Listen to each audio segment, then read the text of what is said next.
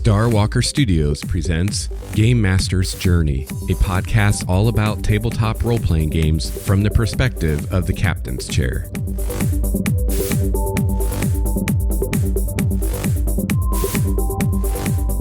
This episode is brought to you by Texas Beard Company. Use the coupon code GameMaster for a 15% discount at texasbeardcompany.com.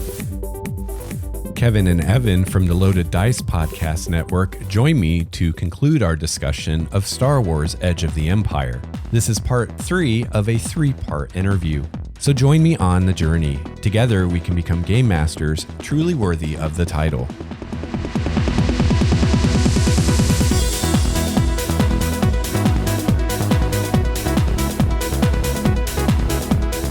Hello, listener. Greetings, fellow GM and or player. Welcome to episode 49 of Game Master's Journey, your multi-dimensional RPG podcast. I'm your host, Lex Starwalker, and I am transmitting this message from the Obsidian Monolith somewhere outside time and space. So today I have the third and final part of my 3-part interview with Kevin and Evan of the LoadedDice podcast network. And specifically, we are discussing the Star Wars RPG. They have a Star Wars campaign and actual play podcast called The Whiskey Rebellion, which I am a big fan of. It's a fun and funny and entertaining actual play podcast, and it's also a great example of how to really get the most out of the storytelling aspects of Fantasy Flight Games' dice system for Star Wars. So definitely check it out. And if you visit the show notes for this episode at starwalkerstudios.com/GameMastersJourney/49, you will find links to the Whiskey Rebellion podcast, as well as their LoadedDice podcast and their Learn About Beer podcast, which I'm also a big fan of and is a great complement to my own Beer Tasters podcast that I do with my wife, Nikki. So definitely check those out. And I will also have links to various things that we discuss in the interviews. So always a good idea to check out the show notes for all of my episodes, because you will often, if not always, find additional information and places to go and explore on the internet. Fun times. So like I did last time, I am going to do my sponsor message here at the top of the show. I usually try to do it in the middle, but it just works easier with this particular interview, at least, to just do it now and not try to shoehorn it into the interview, because it just won't feel right. It just won't feel natural. And you know, you want to feel natural, right? And speaking of natural, have I ever mentioned that Texas Beard Company has all natural products to take care of your beard and face? They do. They're all natural, handmade in Texas, and they have awesome products using essential oils for their wonderful fragrances instead of molecules that have been cooked up in a lab. Not that there's necessarily anything wrong with molecules cooked up in a lab, but for people like me that have really sensitive skin, I have eczema, you have to be really careful what you put on your skin, especially what you put on your face. And I use their Big Thicket beard oil to keep my beard nice and soft so it's not itchy or scratchy, and it doesn't make me break out like so many things that I've tried to put on my skin do. Probably, again, because there's no artificial dyes or scents. There's no silicone. There's none of that nasty stuff that you will find in a lot of the mass-produced health or beauty care products, I guess is what they call them. So check out Texas Beard Company at texasbeardcompany.com. Use the coupon code GameMaster and you will get 15% off of your entire order. And you can use that code every time you go. It's not like a one-time thing. And also at texasbeardcompany.com, you get free shipping on orders over $25. So check it out, texasbeardcompany.com, coupon code GameMaster. And now, without further ado, I'm going to fire up the comm on the Obsidian Monolith. I'm going to get Kevin and Evan back on, and we're going to talk some more about Star Wars.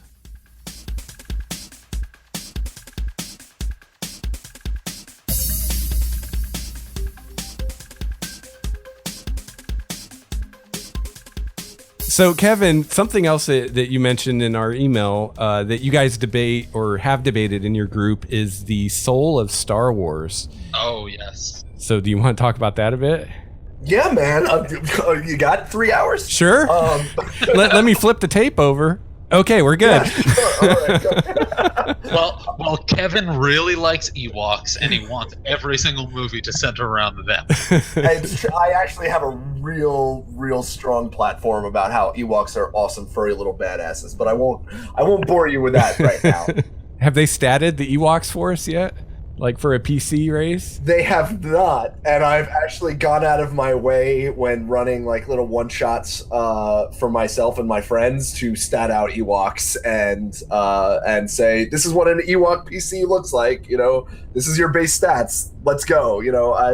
I actually had them create an Ewok Marauder, and for those of you who aren't familiar with the system, that's like a melee specialist.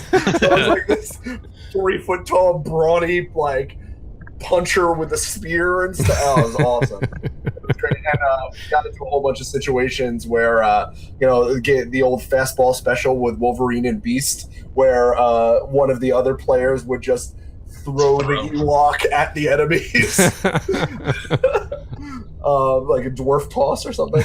But that is not the soul of Star Wars. That's just funny stuff. But yeah, we talk about this all the time, both on Whiskey Rebellion and also Loaded Dice Cast, which is kind of our mothership podcast that launched the whole network and stuff like that, because we are all really big Star Wars fans. We take our Star Wars way too seriously. It's a little scary. Some people have the Torah, some people have the Bible or Dianetics. We have the trilogy. Yeah, man. And we even have an Apocrypha, which is the prequels. But in all seriousness, we think of it as, and I mentioned it a little bit before, but, we think of it as Western. We really think of it, it's funny, the one thing we don't really think of Star Wars as that a lot of people associate it with is sci-fi. We think of it much. It's not. We really strongly have a position that Star Wars is a space fantasy, right? There's space wizards running around. Oh, with I swords. Completely agree. So maybe I don't know. Maybe that's not as controversial opinion as I'm giving myself credit for. Like, I'm a genius. I'm the first guy to think of this. But and it is a military drama with all sorts of cool. Throwbacks to like World War II, fighter plane footage and things like that. So it's all of those.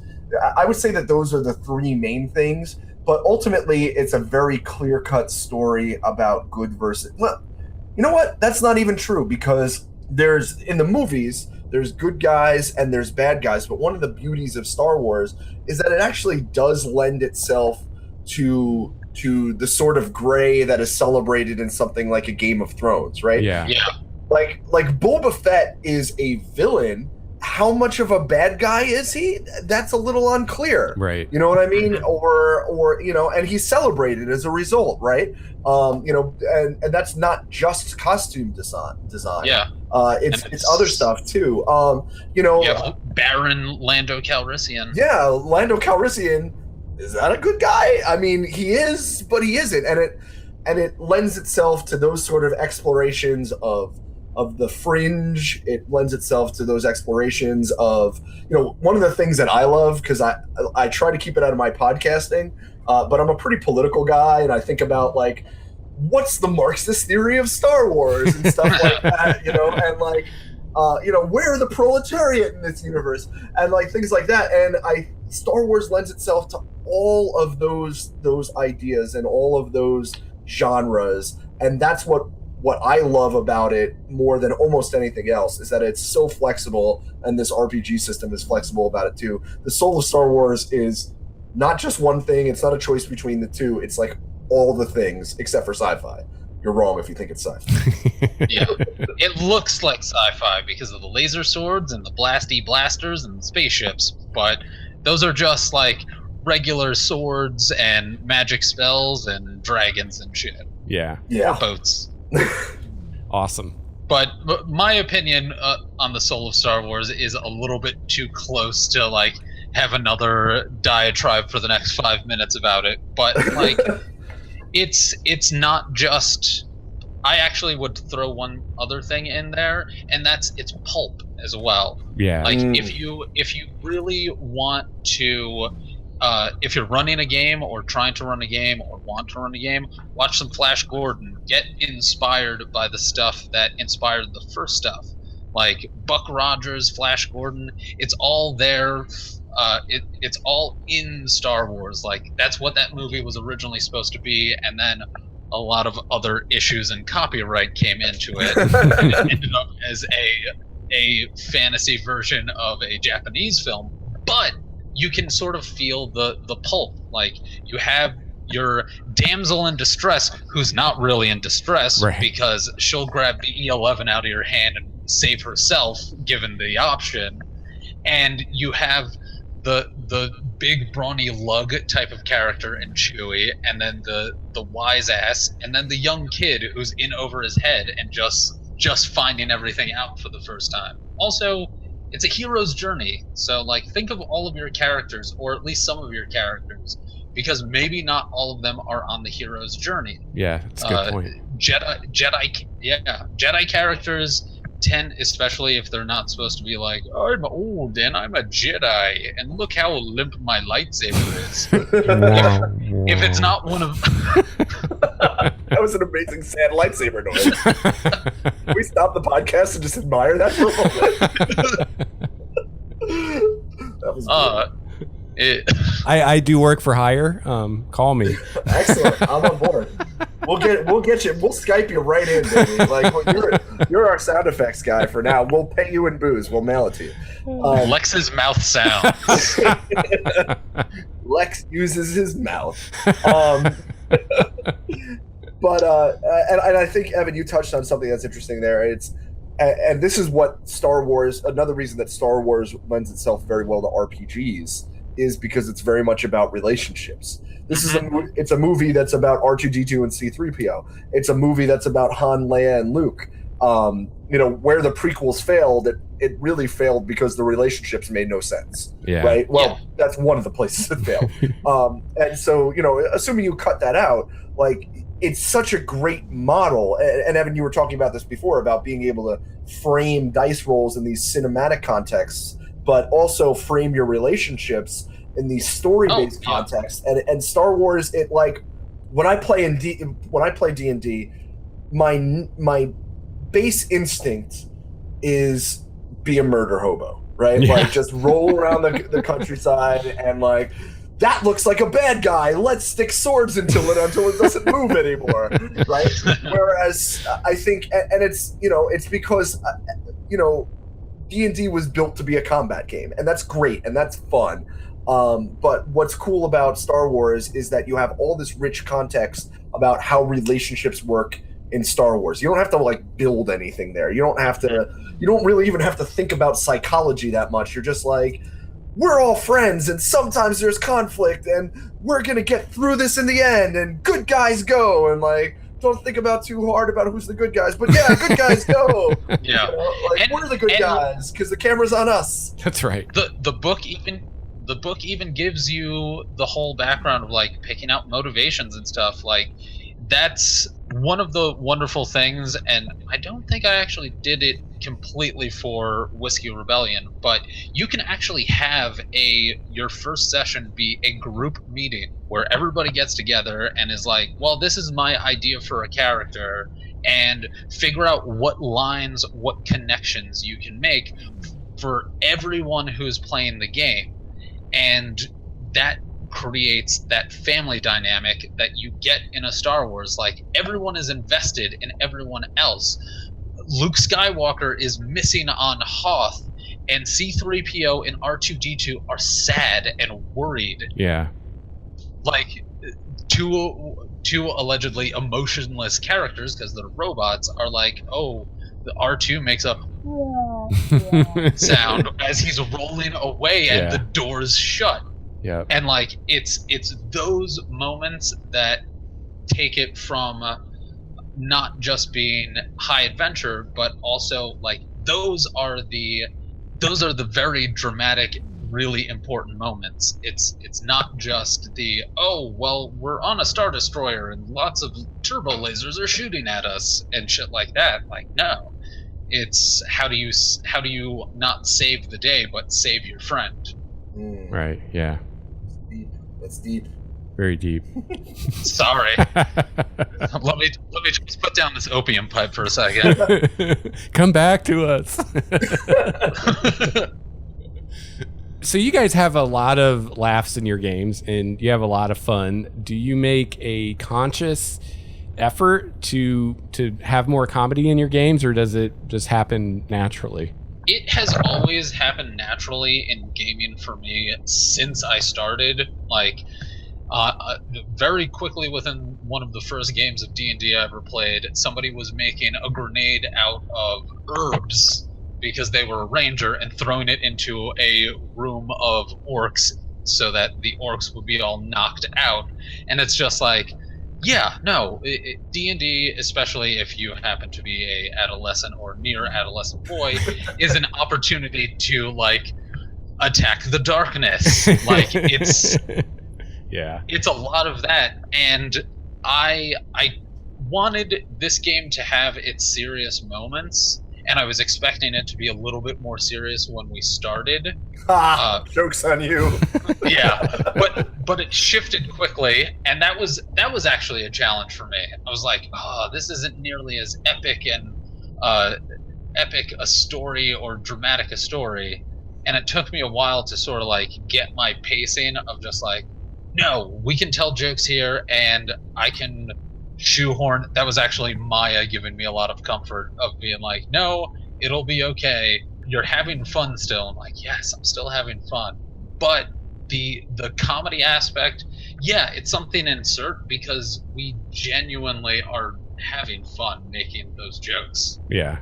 Got it. It's like I said before, like, the adventure is great, but I've been in less funny RPG groups that have broken up a lot sooner. The secret is that the Whiskey Rebellion group played through 3 or 4 campaigns with different systems before we ever started recording for Whiskey Rebellion. Okay.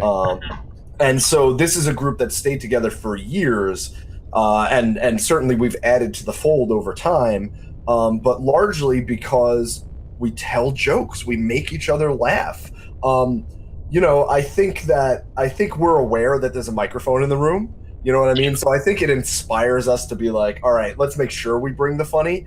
But we've done it without a microphone in the room, and we can't help ourselves. That's how we talk to each other when we're not playing and the microphone's off. All we're doing is laughing anyway. So yeah. In order to break that, right, and then get super serious to play a role-playing game, like, it doesn't feel natural for us.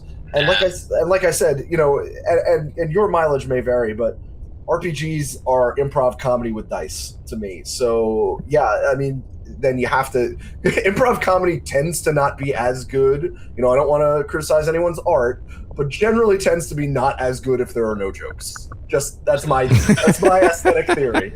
I don't know, man. That's just too out there. I don't think I can accept that. But as you can tell, we can't help ourselves. Like, how many times, like, we've been on this podcast, we've been wasting your time for like an hour and a half now, and like, we mostly with jokes, right? Like, we can't help ourselves. I don't know. So yeah, we do, and I think it makes the game better. It's time well wasted. I agree. Yeah. Easy for me to say. I'm the one wasting it. Thanks, listeners. You can totally waste more time listening to the Whiskey Rebellion. Yes. Like, if any of this has amused you in the slightest, we're more of that.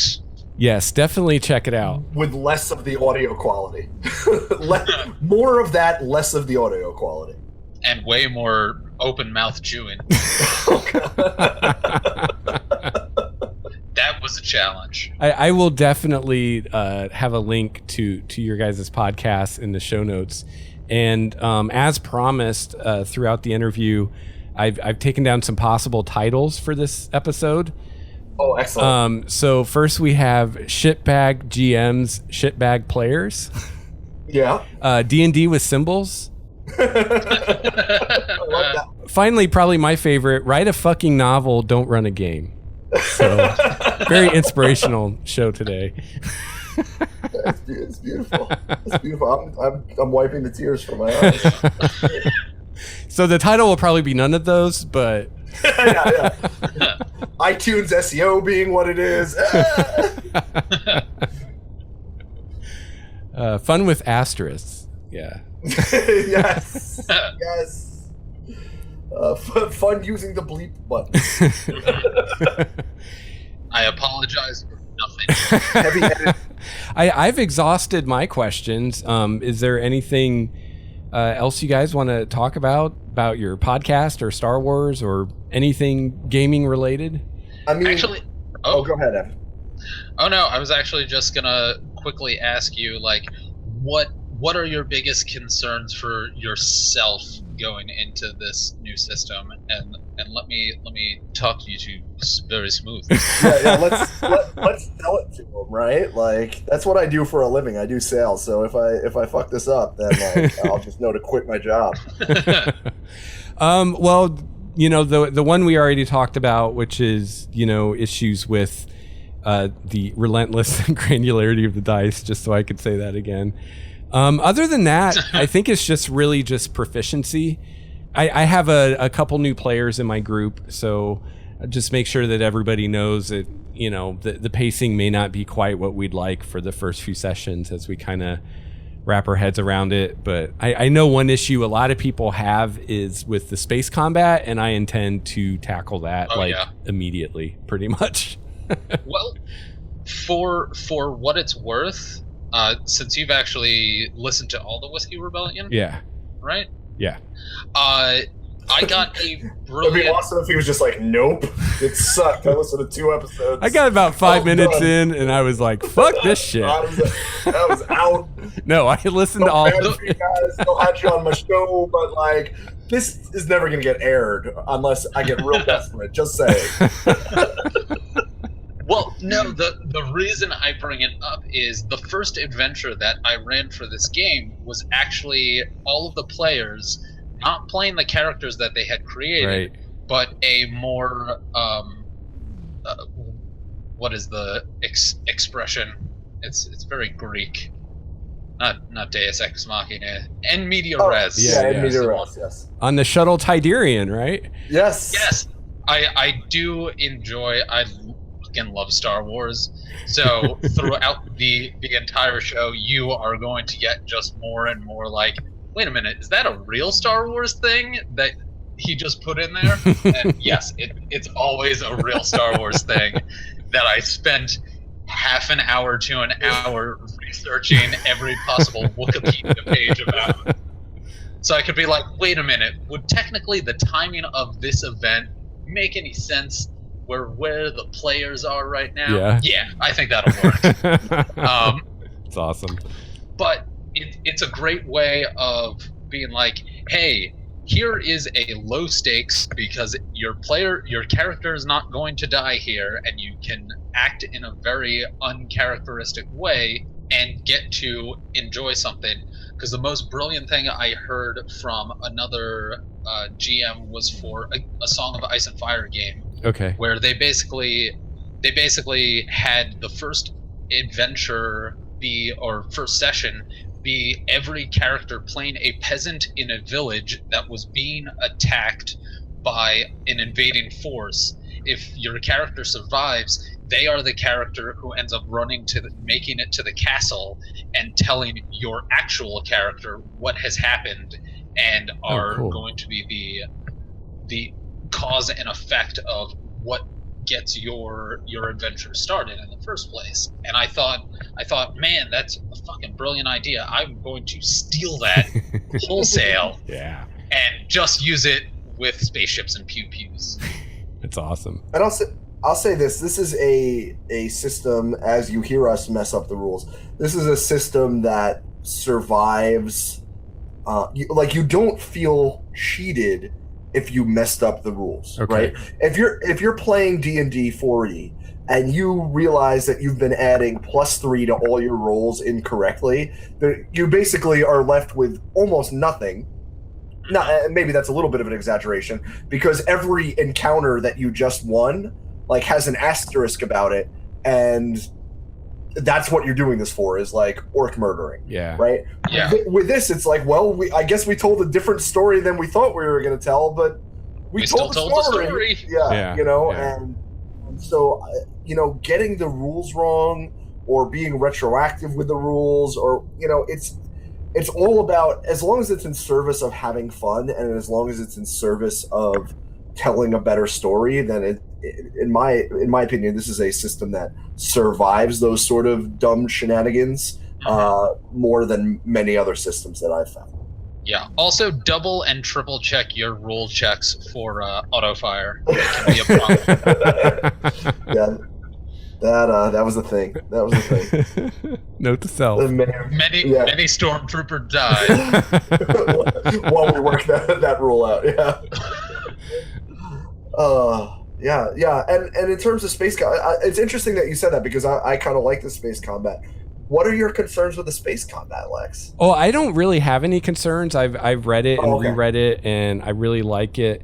I just know that I've read online other people saying that it's the part of the system they have the most trouble with. I think if you approach it in the same way as the character combat, where like the wonderful thing in Star Wars is stormtroopers and TIE fighters go down all the time. Yeah. And they can be your fodder. Like, use those as making events feel successful, and take into account all of the opportunities of just like, do a barrel roll if somebody rolls some awesome success and avoids like a whole barrage of turbo lasers and gets to the underside of a Star Destroyer and is out of their firing arc. Like, you just gotta keep thinking of it the same way, because if you do the granular way, it's gonna make that space combat real sloggy. Okay. Well, I agree with that, but I'll say this. One thing that really worked for our group is that this, and I think it was Josh that was talking about this with you, although if it was Ben, my apologies to Ben. I love your show and I listen to it all the time. But you were talking about the idea that if there is a problem with space combat, it's that although many of the same concepts and you're still rolling the same dice, the rules of it are a little wonky. They're a little different. Players are kind of like, I don't know what to do. I strap myself into the ship, I guess, right? Yeah. And there is actually in the system, there's a set number of actions that you can take, right? Like, actions in space combat are defined. You can repair the ship. You can repair system strain. Right. You can shoot. You can try and speed up the ship.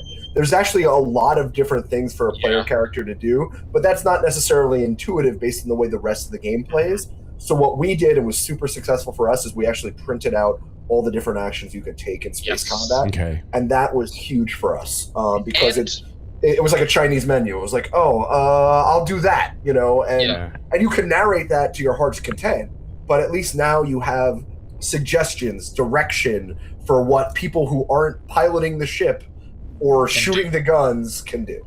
Yeah, and actually that goes for the system in general. Like, the book is a tome, and every role-playing game book basically is, except for Vin Diesel Downhill Street Luge Extreme. Is that a real thing? The only way you win that...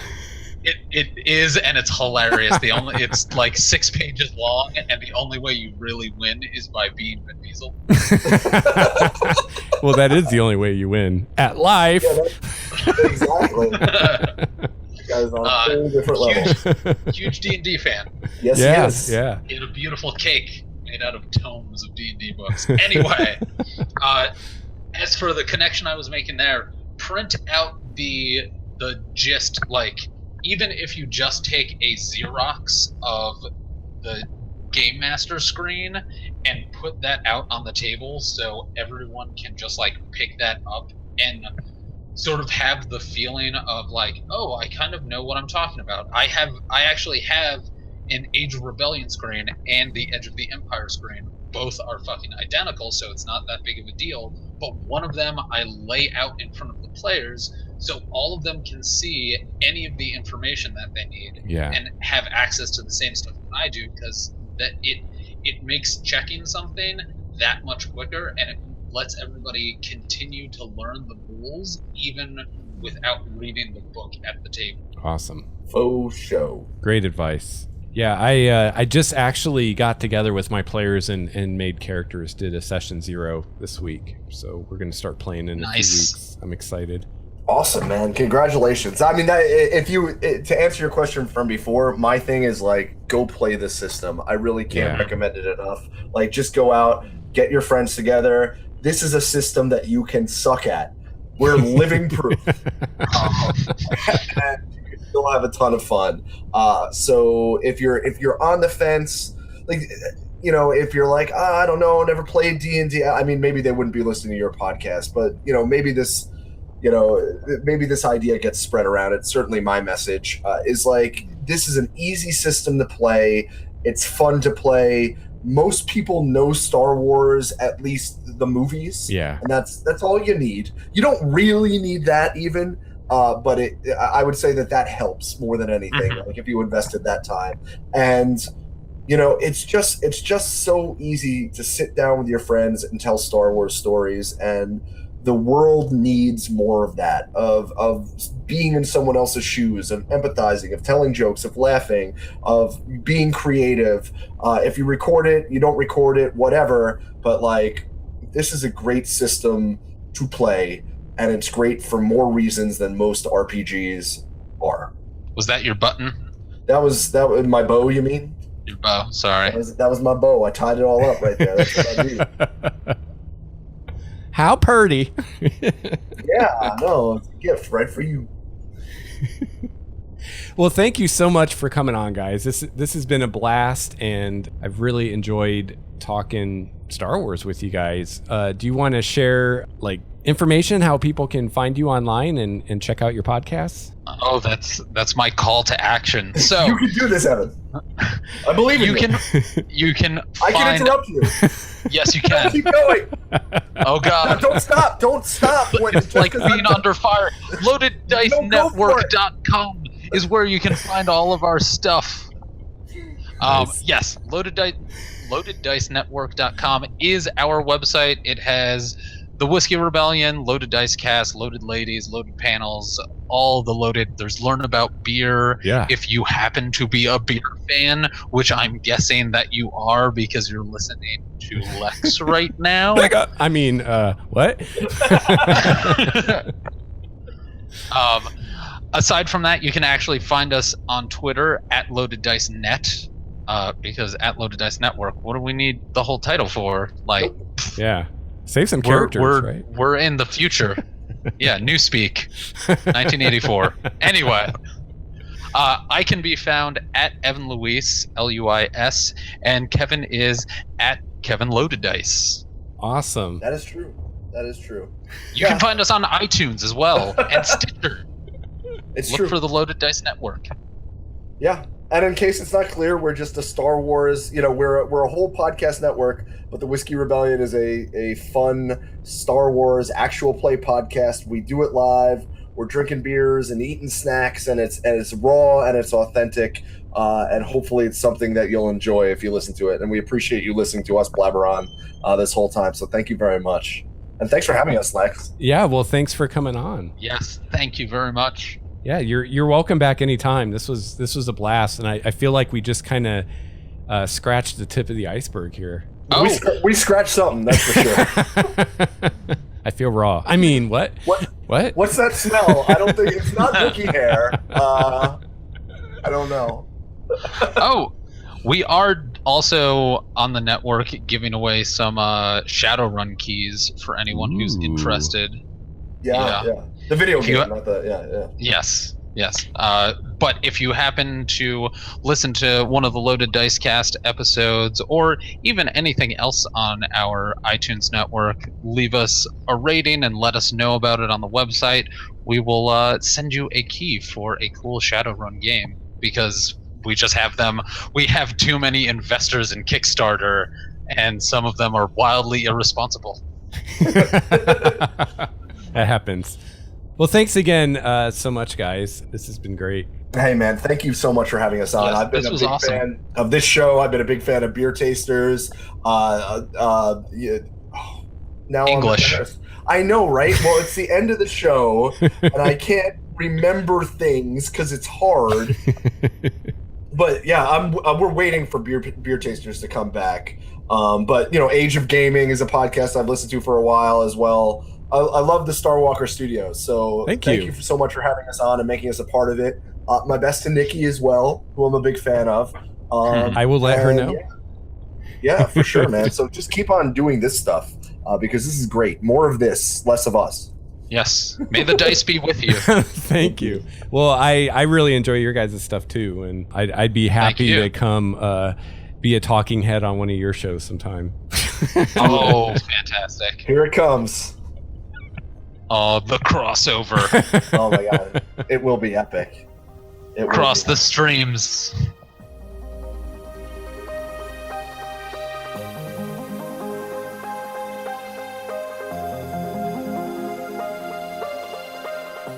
All right. Well, that is going to wrap up episode 49 of Game Master's Journey.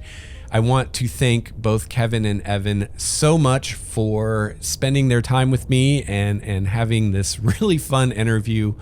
We had a lot of fun with it. Stay tuned after these end of the show announcements, and I have an additional little clip that I couldn't really put in anywhere else and have it feel right, but I definitely think it adds a little bit to the conversation. So stay tuned for that. If you would like to follow Kevin and Evan on Twitter, Evan is at Evan Luis, Louis, and Kevin is at Kevin LoadedDice. And you can also follow the Twitter account for the Loaded Dice podcast network at LoadedDiceNet. And you can find me by email at GameMastersJourney@gmail.com. You can find me on Google+. Just look for Lex Starwalker. And you can follow me on Twitter at Lex Starwalker. Please visit my website, starwalkerstudios.com, and you will find the show notes for this show and all the other episodes. You can also find my other podcasts there. Everything's at starwalkerstudios.com, or at least everything Star Walker Studios related. Not everything, obviously. That would be a crazy website. So within the show notes, in addition to finding links for anything I talked about today and finding this information on how you can get a hold of Kevin and Evan, you can also find a link to my Patreon page where you can support the show and support the studio. You can also find my donate button, iTunes and Stitcher buttons if you'd like to find the show on iTunes or Stitcher and or leave a review. Thank you so much for your reviews. And then at the bottom of the show notes, you can find a link to our Google Plus community. And I would love it if you would join the Google Plus community for Game Master's Journey. And there we talk about anything and everything gaming related. And I also post updates about what's going on with the show there as well. So it's a great place to kind of keep up with what's going on and make some new friends. You'll also find a link to my YouTube channel where you can find actual play videos of various games. And I've also done a few how-to tutorial videos about things like running games on Google Hangouts and running games on Roll20, stuff like that. And also at the bottom of the show notes, you will find a link to a free 30-day trial of Audible books courtesy of Game Master's Journey. And that is another great way that you can support the show and get a free Audible book in the process. So I hope that you have a chance to play your favorite RPG this week. I will be back next week with another episode of Game Master's Journey, episode 50. Until then, game on.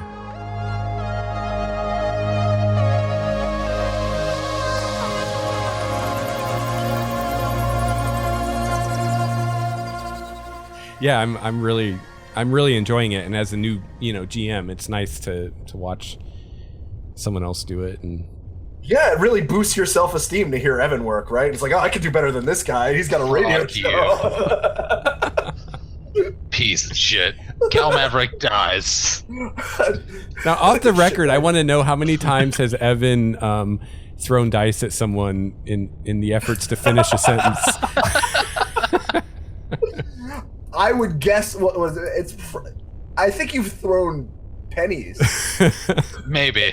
Because when we do the force dice, Force and, coins, Destiny coins. The Destiny chips. Evan actually, because we have so many players, the normal dice pack doesn't come with enough Destiny chips for how many players we have. So Evan just like whited out and Sharpied a bunch of pennies. Lots of dirty pennies, oh my.